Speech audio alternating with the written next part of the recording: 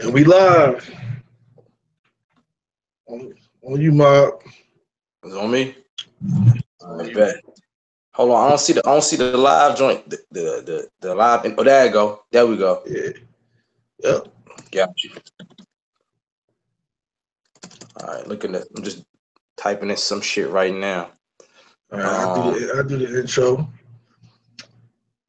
Good evening, ladies and gentlemen, kings and queens, brothers and sisters. It's been a couple weeks since me and his street columnist been on here. It's your boy AK. Main man Banks, he went on vacation. He went to go get some sun in Miami. Leave your boy hanging. Nice. So, Oh, here we go. so we had a little hiatus, but we back at it today. Today's topic of discussion, we're going to talk about health, fitness, and nutrition. We got a lot of tips for you today, a lot of facts. Everybody drop a lot of knowledge just to try to help everybody out. Everyone's struggling now. Everyone's trying to eat better, live better, feel better. Yeah. Part of that is, a big portion of that is just health, fitness, and nutrition. Banks is my neighborhood nutritionist. I go to him when I need to know what herbs or vitamins or whatever it needs to be that I need to be taking, or whether not even say supplements, but whatever vitamins that I need. And so he has a wealth of knowledge when it comes to that field. Myself, I'm big into fitness and health. Yep. So we just gonna give everybody here tonight a little bit of what we do and some tips and tricks out there to try to get yourself in better shape, eat better, live better, and feel better. So I'm gonna pass it over to my man Banks and let him go ahead and get started. All right. I mean, for those that know me, that I pretty much, interact with every single day from a day-to-day perspective.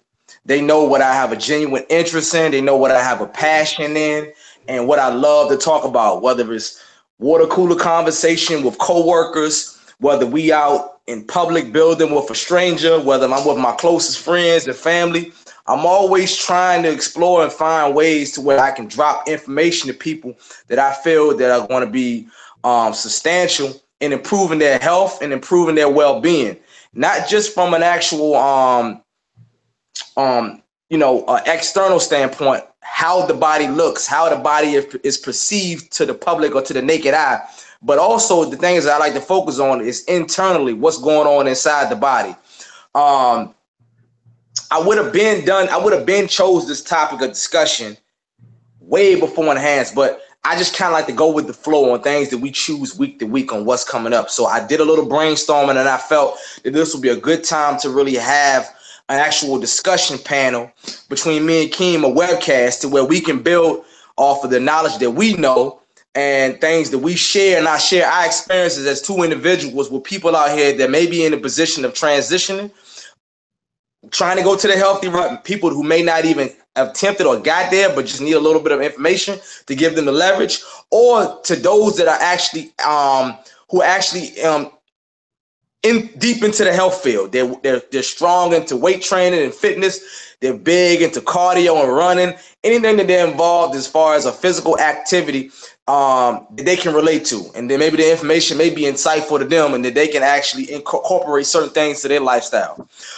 As I talked about today in the caption, when I put up the actual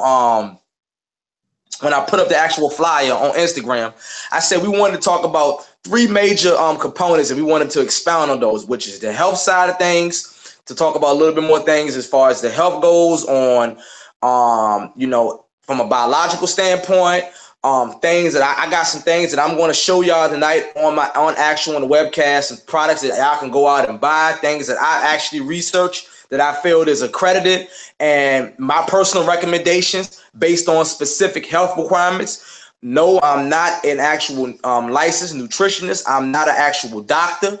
So if you have a doctor, if you have a specialist, please go to your doctor or specialist to make sure that these things are specifically that I may recommend for you, that may fall in the line with what you can basically take and doesn't cause you to have any type of further complications. And we're also going to talk like Keem said, we're going to talk about fitness. We're going to make some suggestions where we feel is very, very important that you should be doing in your everyday life, whether it's dedicating an hour, 30 minutes, hour and 20, 45, whatever it takes in your busy schedule, things that you can start doing to become active to make you want to transition to live a healthier lifestyle. Whether we and I'm going to talk a little bit about, we're going to talk about calisthenics. Keem is a very, very good as far as calisthenics. He's very good in weight training. And no, we're not bodybuilders. We have done personal training more on a personal level. I have more so specifically with specific individuals. I'm working towards becoming a licensed nutritionist, not just from a one-on-one basis, but I want to actually teach classes, and I want to work in the clinic as far as being a nutritionist as well. That's one of my goals, as well as on top of what I do day to day. And I want to actually get my certification as a personal trainer as well. So, I'm pretty sure, like I said, whether we have the credentials or not, we're knowledgeable. We both are former athletes. We both are very physically active right now in our day-to-day lifestyle. We work out on a regular. And then the third thing we want to talk about is pretty much the state of health. And I thought about it today. I was like, well, when I say the state of health, are I talking about holistically as the people in society, or do I want to focus more specifically on Black people, but not seem like I'm just focusing on Black people, because I don't want to just bash Black people. And and this is the thing, if I do come across when I'm talking about Black people, it's because more so I care about us first, because we are the engines that run everything around us. Like, when we're eating and we're dieting and we're working out, we're working at our optimal state as a civilization, we can create a powerful, powerful civilization. But we haven't got there yet because we haven't done certain things to put us at an optimal state of mind, and how we program and how we're conditioned and how we function day to day and how we interact with each other. And a lot of it, you'd be surprised when I talk about the state of health, how food affects your mindset. You know what I mean? How food affects how you function day to day, your behavior. It's not just, okay, what's going on internally with my health, but the state in which how you interact on your day-to-day life. You know what I'm saying? So these are things I want to talk about. The first thing I want to go into, if Keem have a problem with, is I want to talk about the health. I want to go from health to the fitness, then the state. We're going to build based on the state, but we're going to try to wrap all this shit into one thing. That's my goal tonight, is to wrap everything into one so you get the bigger picture. A lot of people ask me questions all the time. They say, hey Banks, or hey Terrence, what can I do to improve my physical conditions? I'm overweight, I'm out of shape. I find myself from a week-to-week standpoint, based on my own self-promotion of my page and who I am, giving personal nutritional consultations with different individuals. Sometimes I do follow-up. Sometimes I have new inquiries. It just depends on what's going on. You know what I mean? I promote veganism. I promote plant-based. That's something that I'm passionate about, I believe in. So people gravitate towards that. They have questions. They become inquisitive. And I love to basically share this information, because this is the way I want people to come into and grasp, eventually make that transition. So they asked, they said, well, what can I do? Certain things to improve my health. What can I do to try to do certain things to lose weight? What can I do to try to, just how I function day to day? Well, the biggest thing is you have to realize something. Once you learn the biology of yourself and learn yourself as far as becoming in tune with your physical health and conditioning, then once you become knowledgeable about your biology, about pretty much how the body works and what you should be putting inside your body and what works for your body, then you will have self-knowledge on pretty much, you will have the formula on pretty much how to live and how to eat properly. I say that in a sense, in meaning that I had a conversation today with an individual on my job. Basically is, when you make a transition to changing your diet and your health, you have to ultimately change your lifestyle. Right. This is something that is this is a requirement. This is not some shit that you just basically say, okay, I'm gonna wake up one day and I'm just gonna start eating right. It doesn't work that way. you're going to have to change the surroundings on things that are going on around your life, a part of your day-to-day routine that affects how you do things and what you're doing. Because if you don't change those components, I don't give a fuck what you do. You're not going to lose weight. You're not going to get in shape. You're not going to be healthy because your current lifestyle is unhealthy. And it may not, and what I'm talking about, it may not even be something that's involved with food. It's stress related, it's work related, it's children, it's bills. These are all factors and component that plays a huge part with how you interact in your diet. You may have negative energy that's around you, that's involved in your life that you're not even aware of, that's causing friction or creating an invisible wall that's stopping you from going to the next level to want to make that transition. So when you think about changing, go ahead, Mom. When you think about making a transition and changing health, you're going to have to change these specific components before you can even get into the diet and get into the fitness part of your life. And just to piggyback on what you're saying, just to try to break it down a little bit further for people, what Banks is saying is that when he says a lifestyle change, it literally means that there's other factors in your life that play key roles into your health. So like he was saying, it's stress, it's bills, it's your job, and all these things correspond with each other. So certain things trigger us to do certain other things. So if you overweight and you have a lot of people, you had a long day, and the trigger for you to feel better about your long day or difficult day is to come in the house, sit down, watch some TV, and you become you pick up a sedentary lifestyle where you're sitting down.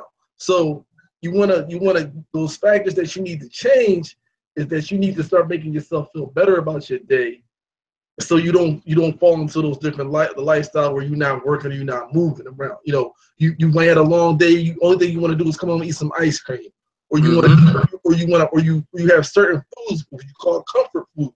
When you're stressed out, when you're not feeling good, you go to these foods. So you have to make lifestyle changes. What Banks is saying is that instead of you going to these things to make yourself feel better, you have to be conscious of your triggers.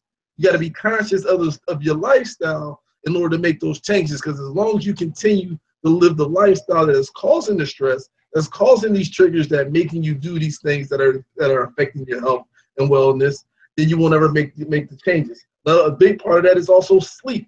You need sleep. So if you live in a lifestyle that's not conducive enough where you're getting enough sleep, it also can affect your health and your wellness. So when we're talking about lifestyle changes, before you can even start a journey, or before you can even start about getting in shape, or getting your body right, and that doesn't necessarily even mean losing weight.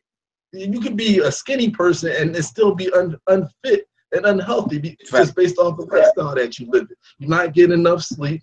You eat nothing but fried foods. Everybody's body is different. Everybody's body does not show the signs of the lifestyle or the foods that you eat based off putting on weight. It shows in other ways. It can show in your skin. It can show in your eyes. It can show in your teeth and on your tongue. It shows a lot of different ways. You might start getting wrinkles in places you didn't get wrinkles before. You might start getting aches in different places of your body. That's trying to let you know that you need to make changes. So when we talk about lifestyle, it's not always just food and other factors like that. It's other things in place that you have created, habitual habits that you have created, that now you need to break yourself of in order to adapt a more healthy and wellness lifestyle. Facts. And to piggyback off of what Keem just said just now, because he mentioned something that's very, very important for those that are out there watching. He said sleep. That's what I was just about to dig into when I was about to go ahead. A lot of times we don't even realize that initially, before we even get into the deep aspects of health and nutrition, we're nutrient deficient in the basic fundamental things that the body requires and needs day to day. 3 things, right? No, 4 things. 4 important things that are major factors as far as nutrients that the body needs day to day just to function at a halfway optimal state. One of which, we lack sunlight. Sunlight is the #1 nutrient that the human body needs. I hear a lot of you people out there talking about melanin this, melanin that, okay?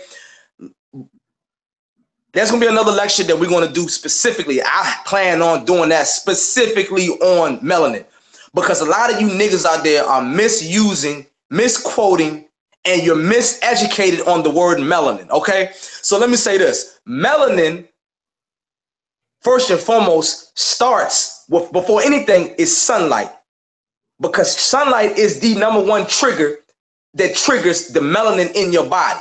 So we lack sunlight. You know, I hear people all the time, you know, just walking around, just hearing, well, shit, it's hot outside. I ain't good in the sun. I ain't going to. That's the problem. The fact that you're not getting sunlight means that you lack a certain percentage, a huge percentage of vitamin D. And if you're vitamin D deficient, the body becomes naturally in a state of depression. I don't give a fuck what part of the region of the world that you live in, more specifically here in North America, especially in Virginia. Because our weather is like a seesaw. It's up and down. You don't know what you're going to get from a week-to-week standpoint, from summer to fall to winter to spring. You lack sunlight. Sunlight is the key conductor that's going to trigger everything else. Get sunlight, you get vitamin D, you get vitamin E, you get so many vitamins based off of sunlight that will help be beneficial as far as the key nutrient that the body needs. The second thing. And it has neurological and psychological. Neurological. Facts. And I'm going to dig into that a little bit later on too. The second thing that the body needs, the most important, which is obvious because everybody knows this, is water. Right. We don't drink enough water. 92 studies say 92% of this country, not 92, 96% of this country is fucking dehydrated. We're dehydrated from water, meaning that we don't drink enough water. You think because you drink 32 to 64 ounces a day, or not even a day, people say a day, but they don't really consume that much a day, that you're not, that basically, because I'm consuming this amount of liquid water, that I'm hydrated. You're not hydrated. You sit in front of computer screens, which a lot of times computer screens are UV blue light, which drains the fucking energy out of your body. It sucks it out of your eyes, which causes you to be dehydrated. So if you work in an office job and you're a person that is not active, you're sitting at a desk all day, you're typing, you're on the computer all day, while you're staring in front of that monitor 7 to 8 hours a day, that blue light is draining the water out of your body, which is causing the body to be dehydrated over a span of time, not day to day, but just over a span of time, which causes the body to function improperly in certain aspects of the body. You know what I'm saying? Go ahead, King. And just because you ain't thirsty, don't mean you're not dehydrated. Don't mean you're not dehydrated. Well, if I ain't thirsty, why am I drinking water? Because your body needs water, and it needs water. Your body needs water. Function of flushing out your system, getting a healthy system, getting out those bad bacteria and all those other bad toxins out of your body. You need water to do that, and water also regulates your system. So when your system is out of whack, when your system is off, water re-regulates your system. So it gets your body back in balance. So you need water. Constantly need to be drinking water. Even if you're not thirsty, you need to drink water. You need to be conscious of it on a daily basis. I need at least 2 or 3 glasses a day. You can get your little tea, your little coffee first thing in the morning. Make sure you follow that up with a couple glasses of water throughout the day. Well, you can continue, Bob. And as a matter of fact, it's funny you brought that up, because from studying Dr. Lee Africa and Dr. Sebi, some of my teachers that I've been studying over the past 3 years based on their work as holistic healers and natural pathology, the first thing that Dr. Lee Africa always said is the best thing you could do in the morning is wake directly up and drink an 8-ounce glass of water. Room temperature too, more so. Because what that does is that actually boosts all of the organs inside of your body. So it's like a generator. It gets those things functioning, gets the heart pumping, gets the cardiovascular system going, the circulatory system going. It helps out your thyroid, your lymphatic system. It helps out your digestion. Everything is gone. So if you do that, then go to the gym or work out, or then go and become physically active throughout the day, it's just the body's already ready. If you drink up and the first thing you fucking doing is drinking a cup of hot coffee or a cup of hot tea, not only are you boosting yourself with a caffeine being a stimulant as far as a tea go, but you're also dehydrating your body. So now the body has went from already being dehydrated when it woke up from its natural state of sleeping. Now it's decreased more dehydration in the body. So you're sucking more water out your body because now the water that's in your body is working towards that stimulant that you're putting in, and it's trying to distribute whatever energy that stimulant is doing, which 9 times out of 10 throughout that day after the stimulant has pretty much decomposed, the body's going to crash. What's going to keep it up? Water. Like Keem said, you want to have a balance. So these things are important factors. The third thing is we don't breathe properly, meaning that we don't get enough oxygen in the right aspects. We don't go outside. We don't intake the right oxygen. We're sitting inside closed environments, which for real, inhibits our breathing to not being able to do what we want to be at, because we're in closed environments and we can't really, from an oxygen standpoint, we're not getting and breathing, which the body is supposed to do with the water, with the sunlight, the way it's supposed to be. The reason I said these 4 things is because they all provide key nutrients that they all function together. And the last thing is, like Keem says, sleep. Sleep. I don't mean just sleep, okay, like you sleep, go to bed and you wake up. Realistically, scientifically speaking, you want to have 8 hours of sleep. But because of our lifestyles, because of what we do, because of certain things that's going on, it prohibits us. We have kids, we have things that we do late night. Our cycles are naturally thrown the fuck off. So we don't sleep. We don't have a perfect sleeping cycle. I know me personally, I don't. That's one of the major things I need to correct and fix more specifically. And I know as far as I go, I try to be as health conscious as much as possible because I preach this shit all the time. But I only average 6 hours a day, which I wish I can get more. Sometimes I may be at 5. But the sleep is in alignment with your circadian rhythm. And if your circadian rhythm works at the way it's supposed to be, between the hours of what it's supposed to be doing, the body functions properly the next day. If you don't get the right amount of proper sleep, I don't give a shit if you go to the gym 5-6 days a week, or if you eating the best diet that your body can possibly eat. If you don't get the proper sleep that you're supposed to, your immune system will shut the fuck down and you will become more prone to sicknesses and diseases just naturally, because the body is not recovering from the state that is constantly in. It's overworking itself, and you don't want to do those certain things like that. What's going on, Ma? You having problems with your camera? No, I'm cool. I was actually your lighting was doing something differently. Oh, it was blinking? Probably because the light in the hallway got turned out, probably. Is it better? It's better now? Oh, yeah, it's good. It's good now. Those are 4 things to start off with as far as before we get deep into health, is that please start implementing those 4 things and being conscious about those 4 things day to day. Get the sunlight. They say that pretty much you need 15,000 IUs of vitamin D in your body, because for Black people, it's harder for our bodies to synthesize vitamin D, which means that's why we have a closer relationship and a deeper relationship with the sun. So if you can't, really you need a minimum of 3 hours of sunlight a day, which we know realistically, if we work in office jobs 5-6 days a week, we can't get that. We know that, unless we get it in the evenings when we get off of work. And by that time, things are hectic.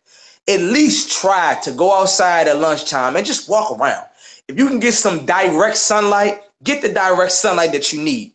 Because I can sit here to tell you to take a high substancy of vitamin D supplements, which will be helpful, because that will get your vitamin D levels where it needs to be at and keep you at a pretty much decent state. But ain't nothing like direct sunlight. So please try to get direct sunlight into your system more so. Drink tons of water, breathe properly, get the right oxygen, go outside, be around trees, plants, wildlife, Get around these things more because these things are key contributors to our health. And sleep the way you're supposed to sleep. Get enough rest. And if you factor just those 4 things in before you even get into nutritional supplements, before you even get into fitness and working out, those 4 things will have your body in an alignment the way it's supposed to be from a structural standpoint, man. You want to chime in something, King, before we move on to something else? Well, you can go ahead. I think you pretty much covered. All right. So the next thing is the thing that I want to talk about is health wise. What are we doing as far as our diet goes, right? What are you putting into your body as far as your diet goes? Are you getting the right? We talked about the nutrients, right? But nutrients also exist in foods, and like your plants, your vegetables, your fruits, different things like that. You want to eat foods that keep you alive, not dead foods, right? And you want to have a balance. And let's say, for example, I know that the average viewer that's looking at tonight, even Kim himself, they're not vegans, right? But you want to have more raw fruits and vegetables into your diet than just as much as the meat. And if you do eat the meat, you want to have a balance. The problem is a lot of times we as humans, we think that we have to have meat or we have to have something that contains meat with every single meal. You don't need to get those things. You don't need to have meat with every single meal. Understand that the body, the digestive system has to go through a cycle. It has to go through a process to break down and decompose certain foods and pull certain things, right? You don't even need meat you don't even need meat every day. And no, you don't. And like, I just to gotta to give people perspective on this, on a historical perspective, right? This is kind of the first time in human history since we have mass production and mass farms that we have today that human beings have been consuming meat every single day. So normally in the past, meat was like, it was a celebration if you came home with some meat, and that was every now and then. If the hunters went out, killed an elk or killed a deer or killed a gazelle or whatever it may be, you brought that back to feed the family or the tribe. That was something to be celebrated. It didn't happen often. Other than that, you was eating fruits, you was eating vegetables, you was eating nuts, you was eating beans, you was eating dried fruits and vegetables. Especially in cold areas of the world where meat wasn't always readily available. So meat was never a primary function of our diet. It was always a supplemental function when you couldn't grow crops.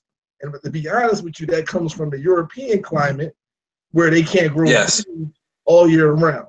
So because they can't grow food all year round, they have to supplement their diet with meat in the wintertime.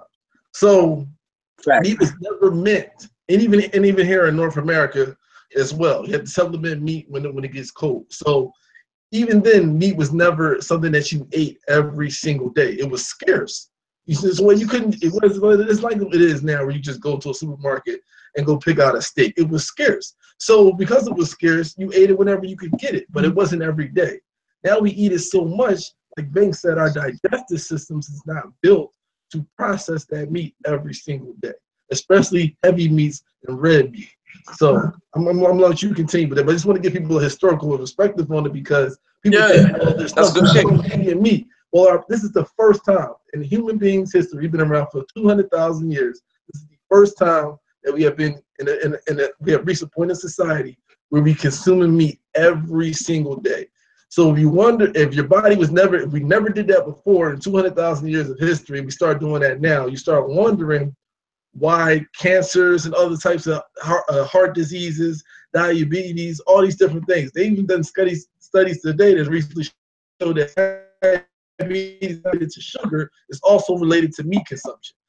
So if you wonder why we have all these increases in the diseases, it's because of the way our diet is today and how much meat we are consuming on top of the sugar. Go ahead, continue.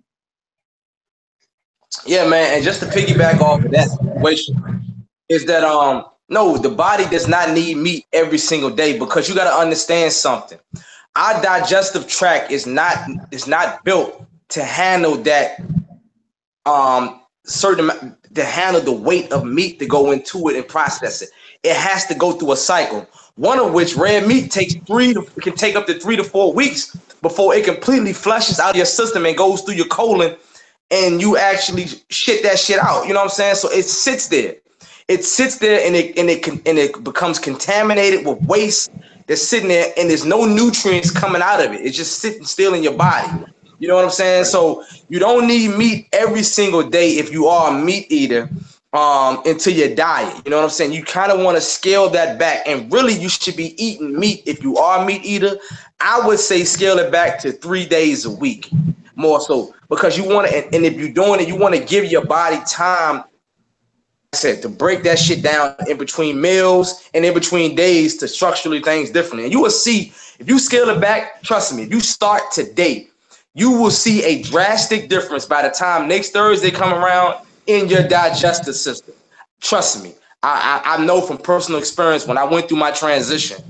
And let me piggyback on that too. Let me piggyback on that too, just about the digestive system, right? To do a comparison of meat eaters and human beings. The human being's digestive tract is about, I think it's like miles and miles long. I don't know the exact numbers. I'm right off the top of the head, but a certain amount of like, I think if you stretch it out, it goes about the length of a football field or something ridiculous like that, right?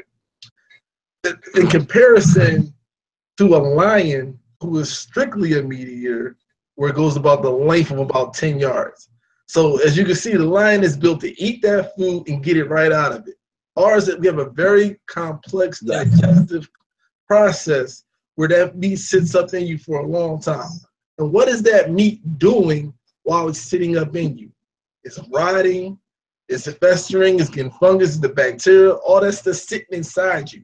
So in the case of that lion, where it's getting right out of his system and it's festering inside you for 2 to 3 weeks. So then you wonder why your stools smell the way it smells, or you feel the way you feel is because of all that heavy meat that's sitting in your digestive tract. Exactly. I mean, and that's great fucking information, man. I mean, I'm glad you actually touched bases on that, because a lot of people don't understand why their stools smell the way it does smell when they do take a shit like that, or when they do use the bathroom. It's because, like you said, the digestive system is very complex.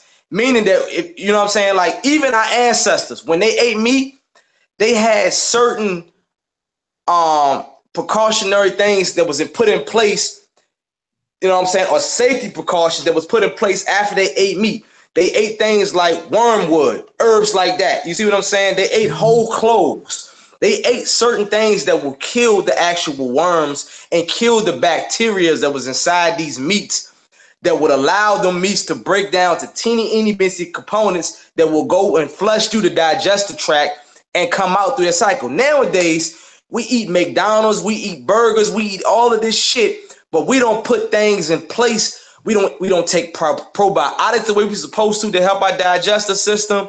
We don't eat wormwood. We don't do parasitic cleansers. We don't do a lot of things, and we don't drink water, which is the number one thing that helps break stuff down, to break this shit down. You see what I'm saying? So when you got this stuff that sits in the body like this, yes, it's going to cause internal bacteria infections. Yes, it's going to weaken your immune system, because the immune system is weak because it contains pus. It contains a lot of stuff that's inside of it that's building up from this. And speaking of which, that's going to make me transition on over to the dairy industry as well, right? We talk about the meat. We got to talk about the dairy. Before we get to dairy, I just want the last thing on meat, right? Because I want to just, for the meat eaters, because I'm a meat eater too, but I've been transitioning into eating better meats in the amount of meat that I intake, right? Mm-hmm.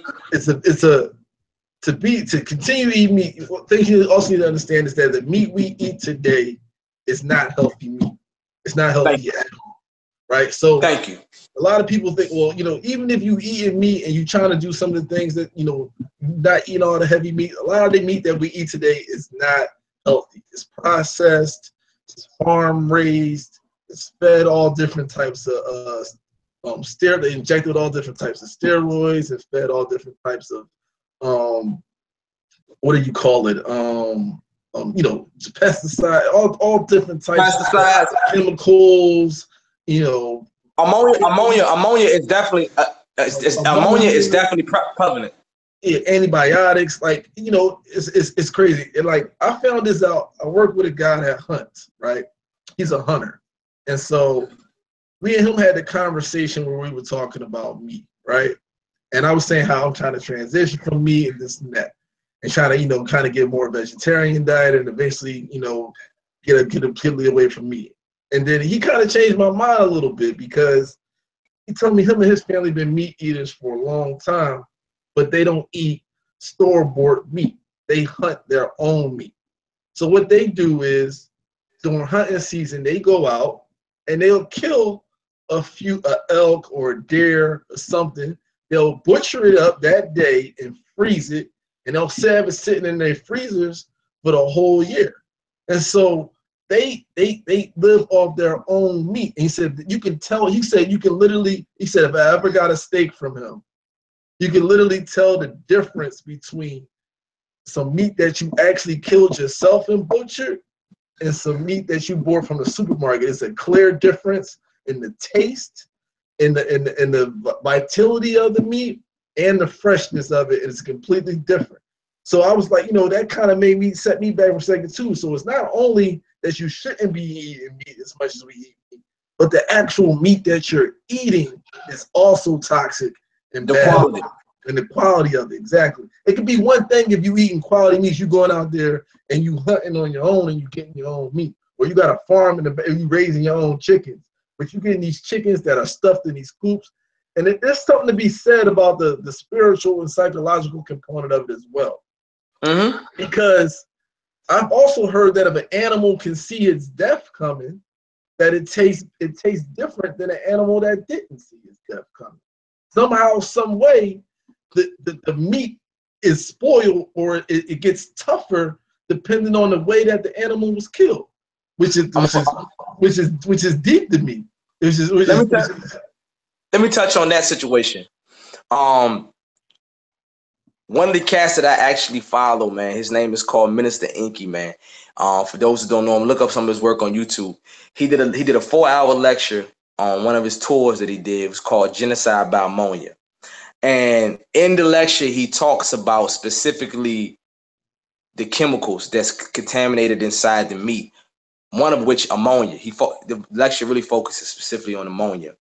And it talks about, in the lecture, he talks about a variation of different components as far as why meat eating is affecting the black body, because that's what he focuses on, the black genetics. And he talks about that, and he mentions that ammonia, right? Ammonia is one of the key contributors that's inside these processed meats, in which Keem is talking about, that is causing dementia, causing Alzheimer's, causing so many other autoimmune sicknesses and diseases that's so prevalent within the black community that we're unaware of, because we go into these grocery markets, reading labels, picking up packaged meats, picking up this bullshit, not even including, this is just the ammonia.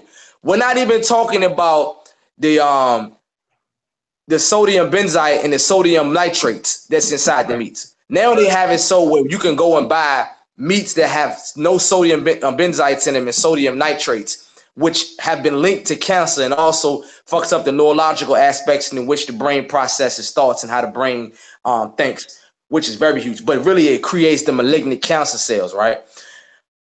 But in this lecture, he focuses on how over a period of time in the long span, the body eventually wears the fuck down because of the meat consumption and the quality of the meat. So when Keem is talking about how a hunter goes out and kills the meat, as opposed to you actually, for example, he used the chicken or the cow that can see its death coming, as opposed to an animal that can't. Even though I don't advocate for meat eating, there's a huge, like he said, there's a huge fucking difference. And meaning of which the huge difference is that when you kill a cow that's been stressed, or that's pretty much been stressed, or it's have the fear of death and it sees it coming, you inherit all of that RNA and DNA and molecular structure in which that cow is inside that meat that goes into that. Meaning you're taking all the genetics in general anyway, and you're taking the hormones that's going into your bloodstream because of the blood that's inside that animal. So what does that does? What did that do to the human hormones body? that it releases from living under those stress conditions and releases right before its death. Exactly. So what does that do to the body? What does it do to the body? That's a good question. What that does is that affects the behavior of the body, how your brain and how you interact with other human beings. Remember when I said in the beginning of the lecture, as far as the body needs to work at its optimal state, but by eating certain crazy shit can throw the body off. If you wake up in the morning and you have mood swings, you just slept 8 hours. You done everything that's supposed to be vitalized for the body to its full extent, to keeping the body functional. But you don't understand why you so agitated, why you so irritated with your spouse, with your children, with how you interact every day. It's because 9 times out of 10, your behavior is affected by the nutrition and the diet that you're consuming. Yep. These are certain things that as human beings, we don't think about. We don't take the time, because I didn't take the time to think about that. I never thought 5 years ago that food played a major part in how my behavior was until I started eating more clean and eating more healthier. Now I'm fully in tune with what the fuck I'm doing, whether it's negative or positive. And I know when something is thrown off from how I interact day to day, or I need to do this more. You know what? Sometimes I tell myself, Kim, I'd be like, you know what? Shit, I'm at work, dog. I need to drink some more water. Yo, I got a headache. Oh, I know why. I ain't drank no fucking water today. But you know what it is? We be so quick to go to the medicine cabinet and grab 2 ibuprofens thinking that that's going to remove the headache. But really the whole time, King, we dehydrated. It's just little things that we don't even understand about our body or our biology.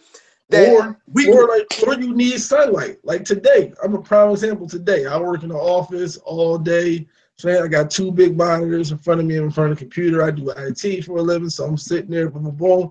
I'm like, man, I got a headache. And then it hits me. I ain't been outside the whole day. I've been sitting in this office the whole day. I got up, took a 30-minute walk around the complex, went outside, walked to Starbucks, walked back, drank a glass of water. Felt great. Once I got that sunlight on me, once I got some water in me, felt great. Knocked out the last 2 hours of work, no problem. But it had to hit me for a second. Like I'm like, yo, why am I feeling like this? I'm feeling lethargic. I'm feeling tired. I knew immediately I needed sunlight. I got out. Needed sunlight. Yeah. So, like you know what I'm saying, just to put it all together, just to say, just to show we practice what we talk about, is that's what I had to do. And I do this on a daily. I'm conscious of the state of my body, how I'm feeling, and what I need to do to correct it and get myself back on the even plane. I know if I had 8 hours of sleep and I wake up and I'm still tired, I know I ate something shitty the day before. You know what? That fucking Chick-fil-A I had last night fucked me up, and that's why I still feel like this. Because I know I got enough sleep, and I know I drank enough water. It had to be the diet. So I tell myself, you know what? I gotta work extra hard today in the gym to burn this shit and get this out of my system, because I shouldn't have ate that bull crap last night. So you just gotta know the triggers that you gotta become in tune with your body, and that happens with time. To know why you feeling the way you feeling, and the ways to correct that. So, but go ahead, Basie T.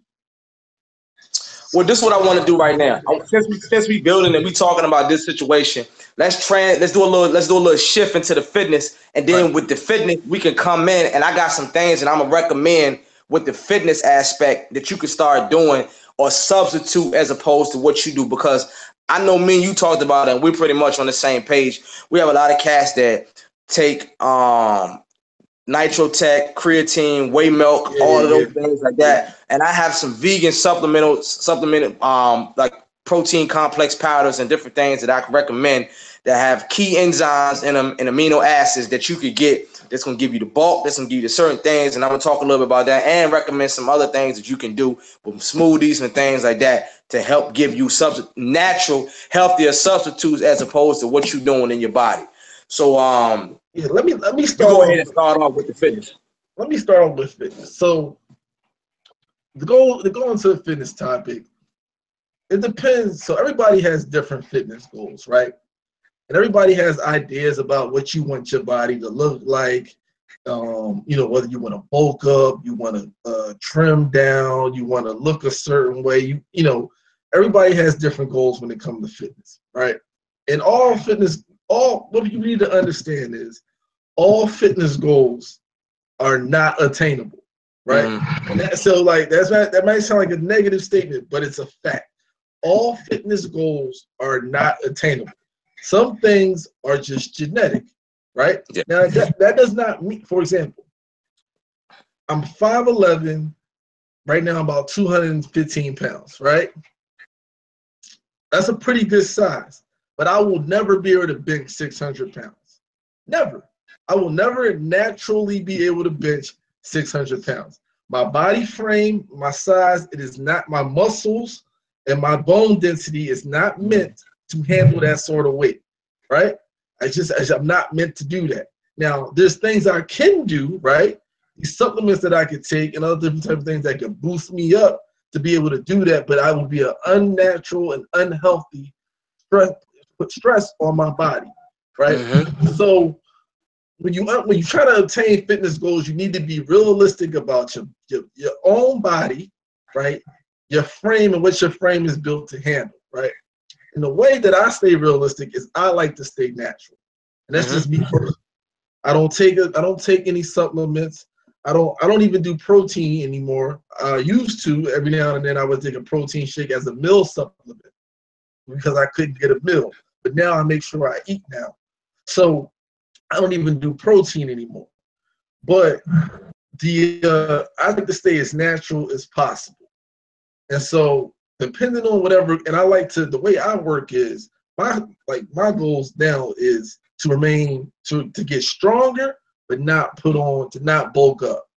So in order for me to do that, how I work is I'll go high reps, medium weight for 1 week, and then I'll go heavy weight, low reps for the next week. So I'm not working to obtain a certain weight or be able to hit a certain weight and try to get bigger and bulkier. I'm working to have my body be a certain level of fitness. On top of that, I'm doing my cardio at least 2 or 3 times a week, where I'm either on the treadmill or outside. Then I'm making sure I'm getting in my meals. I start off every single day, just to throw in a nutritional factor into it. I start off every day with some fruit, a glass of water, and some hot tea with lemon. I start off every single morning with that. Whether it be plums, bananas. I like citrus, so I eat a lot of grapefruit and oranges. And I add that. I get a cup of tea with some honey and some lemon juice in it. Like I said, I love citrus, and I do a glass of water. I'm getting away from the coffee and that caffeine. I'm going more so tea with honey. So that's how I handle it. But you need to, when we're talking about fitness, you need to know your body, and you need to understand what your body can handle and what your body cannot handle, right? And then you need to also document what you're eating. Document when you're eating it, the calorie intake of what you're eating. You need to document everything, right? You need to document your weight, right? And write down your goals, honestly, because visualization is everything. If you write down a weight that you want to be able to lift, or you want to reach. You write down reps that you want to be able to go and reach. Like my goal right now is to reach a 2-minute plank. I can plank right now for about a minute and like 15 seconds, and that's painful. But I want to get up to 2 minutes. So like you can set goals for yourself and visualize yourself reaching those goals. Visualize yourself hitting that weight. Visualizing yourself reaching a certain size or wearing a certain shirt, or you know what I'm saying, if you're female, wearing a certain dress. Visualize your goals, but be realistic about your goals, right? Everything is a process, and no amount of shortcuts will get you there. None of those,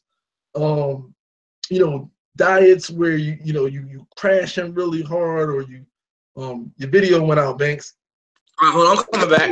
Okay, so none of those diets where you crashing really hard, or you you cutting out, you eating only one meal a day, or you just going all choose diet. Like none of that stuff is temporary. That's a temporary fix for a lifelong problem. It ain't gonna do nothing but put that weight back on. So what you need to do, what we talked about earlier, is lifestyle changes. You need to think about what changes I need to make in my life to incorporate and make sure I maintain a certain level of fitness. And honestly, you need to fall in love with that lifestyle. Because at first, it's not going to be easy. Because if you come from a life where you're not used to doing that, you have to now create new habits. And in order to create new habits, you have to do something repetitively and over again to create that habit. So the first thing that you need to start off doing, I would say for anybody who's trying to get into fitness and start a lifestyle change, is plan out your days and become organized. Find out what you're going to eat when you wake up, what you're going to eat later in the day, and what you're going to eat for dinner. And meal prep, hold yourself responsible and discipline yourself accordingly, right? It's okay to have a cheat day and you're going to fall off and you're going to see that cupcake and you're going to eat it and you're going to get off the track. And that's okay. But when you do, immediately don't beat yourself up about it, because some people will fall off and they say, well, I had that cupcake, diet's over, might as well just eat. No, you had that one little and you get right back on track. Get right back on track immediately. Oh, I slipped up, but I need to get right back on track, right? You need to hold yourself accountable. Meal prep, I'm going to say the biggest key to any fitness and lifestyle change is meal prepping. Because when you don't know what to eat, if after you had a long ass day at work or a long ass day with your family, or you got to pick your kids up from school, and it's 6, 7, 8 o'clock at night, it's so easy to run to the fast food chain. Or if you go to work in the morning and you forgot to grab your lunch, or you didn't grab your lunch for the day, it's so easy to pick up some bullshit. I'm gonna be honest with you. It happened to me. I went 3 weeks, no, not even 3 weeks, like 2.5 weeks of being vegan. Was doing a real good ass job. Had the one day I forgot the meal prep. The one day I forgot the meal prep. Downtown DC, and there was no other healthy choices. My ass ended up at Nando's Peri Peri with goddamn Peruvian wings. So my nigga just went hard. You see what I'm saying? Hey, listen, family. He didn't just go off the track. My nigga went straight for wings. He didn't even go get a grilled chicken. You know what I'm saying? He went straight directly to wings. Just said, fuck it, from vegan to wings. Went straight to wings. I gave in. I was starving. I had like 5 hours left of work. I was like, fuck, I forgot I ain't bring no food. I was done. So I'm gonna tell you right now, the biggest thing is you have to meal prep. If you cook the night before, make sure you make enough for yourself for the next day.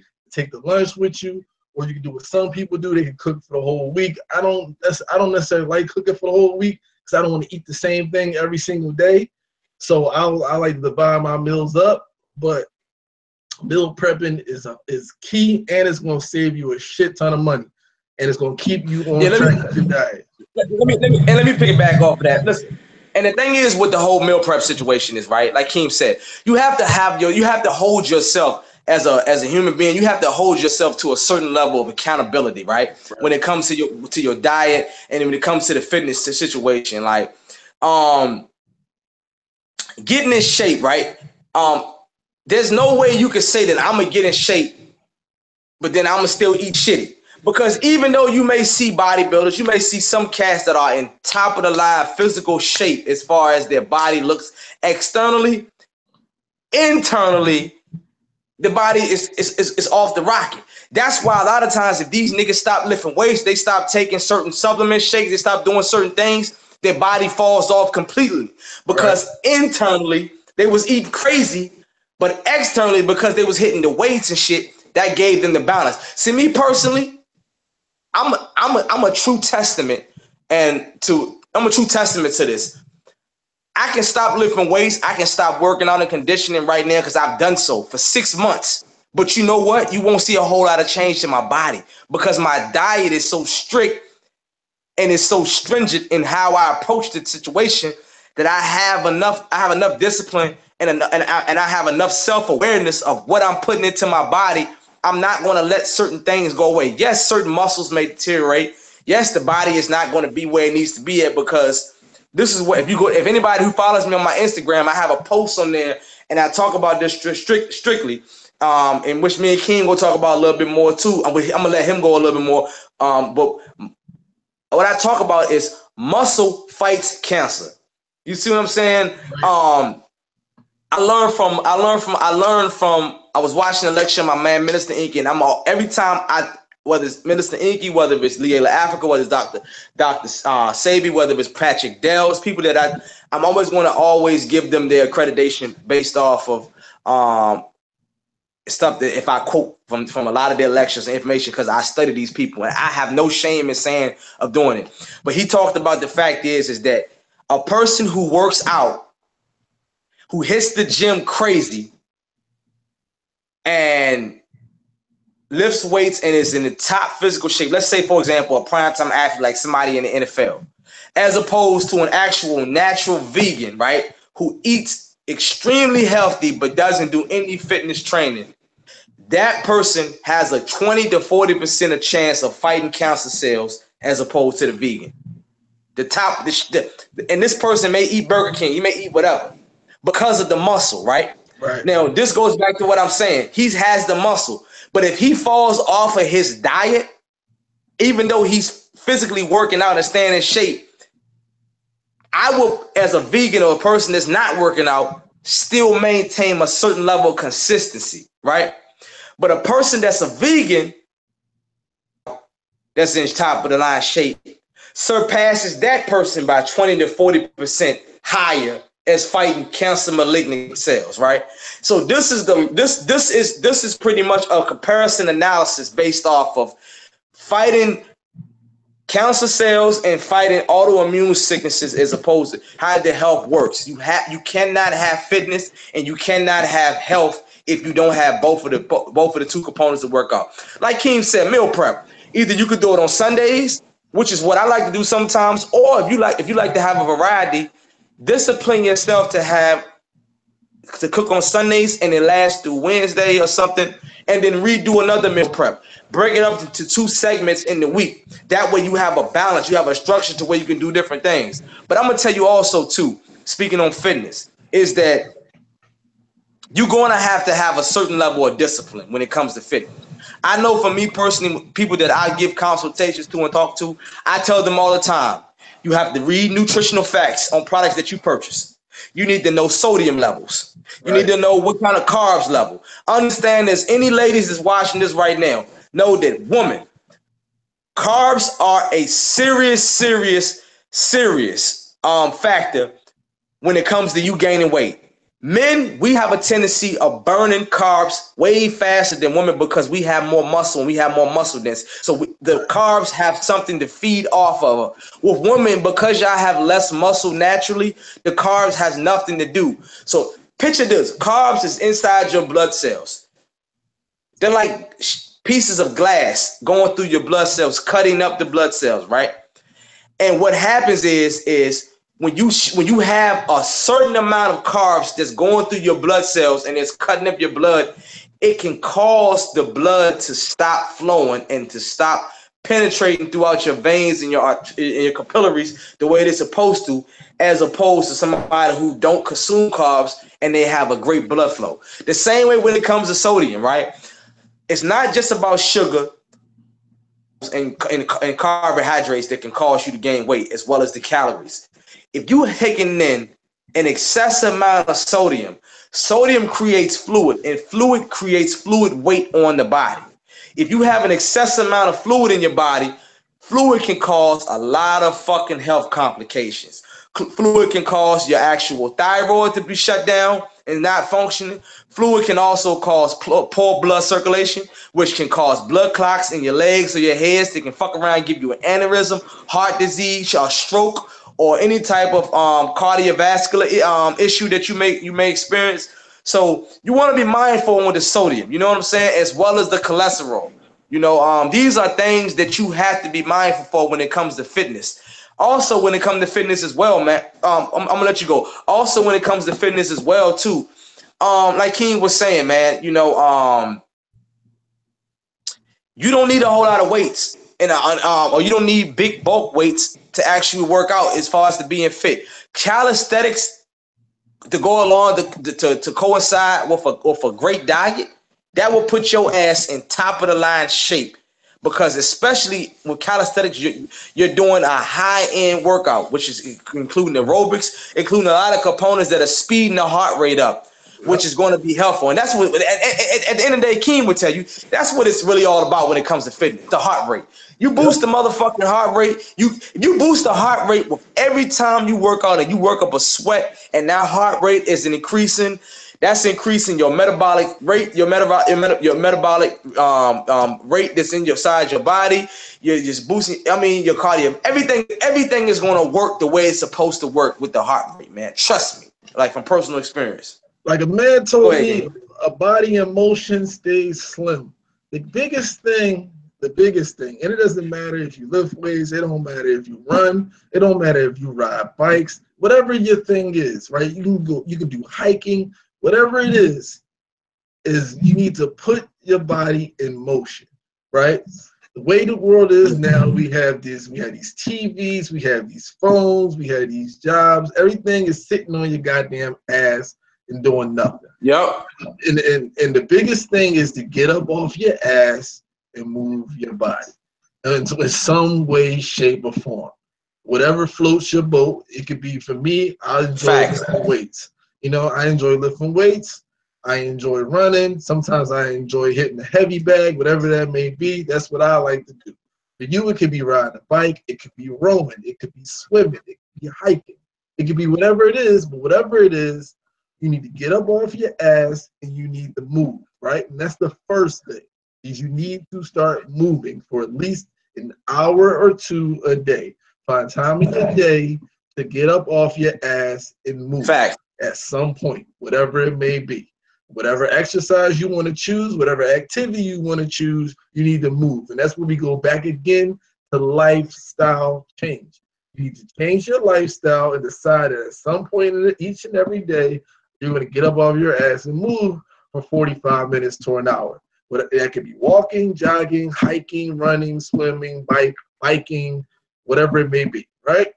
That's the first thing.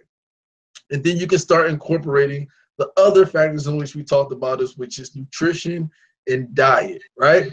Then sunlight, then sleep. But the first lifestyle change that I suggest anyone makes is getting up and moving. That is key and that is important. Another factor that I want to throw in, I had left the room for a second, so I don't, forgive me, Banks, if you already talked about it, but the other white devil, which would be sugar, right? Definitely need to stay away from sugar. Processed white sugar. Sugar might be, for one, they found out that sugar might actually be a drug.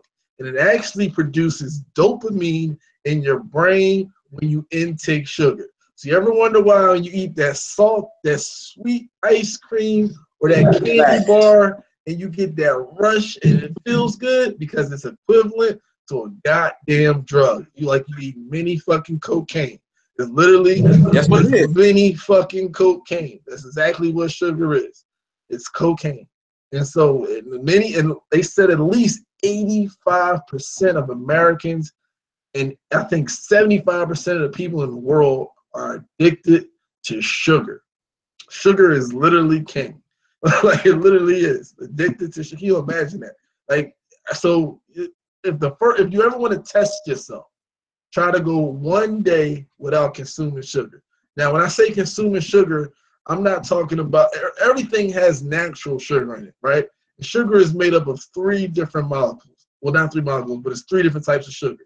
Glucose, sucrose, and fructose, right? So those are the three different types of sugar, right? everything has sugar in it, right? But you want to try to stay away from the processed sugar, which would be your white sugar, the sugar that comes in your breads, and things of that nature. When you want to start to get, if you eat sugar, if you consume sugar in a day, it needs to be natural sugar that comes from fruits, natural sugar that comes from vegetables, or you can supplement with honey. That's also another form of natural sugar. We want to try to stay away from sugar. So if you can do that for one day, you'll see a significant difference in the way you feel. I went a week without sugar. Felt terrible for day one. Felt terrible for day two. By day three, I had more energy than I ever felt. And then from there, I've been weaned, like I've completely weaned myself off of processed sugar. I don't even touch white sugar anymore. I don't certain things, if I know it has sugar in it, I don't even touch candy bars, all that stuff. I don't even eat it anymore. My daughter thinks I'm a Nazi because I don't allow her to eat it. So, got to get away from the sugar. Like sugar, probably the number one reason for obesity in America, number one reason for diabetes in America. And so definitely get away from the sugar on top of on everything else that we talked about. Boy, Mom, let you pick back up. You there? Is John frozen? I think Banks done froze for a second. We try to get him back real quick.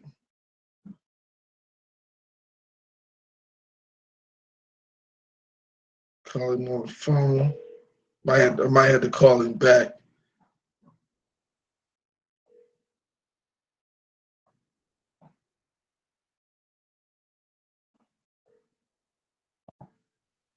Let's see if we can pause it for a second.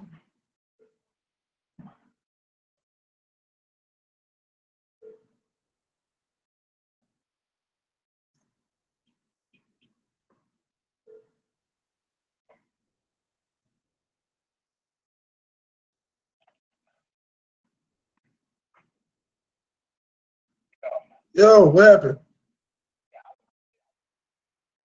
Yeah, but they know you're not on the broadcast no more.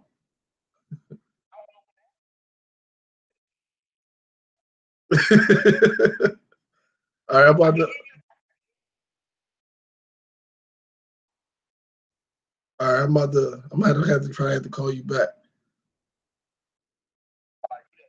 All right.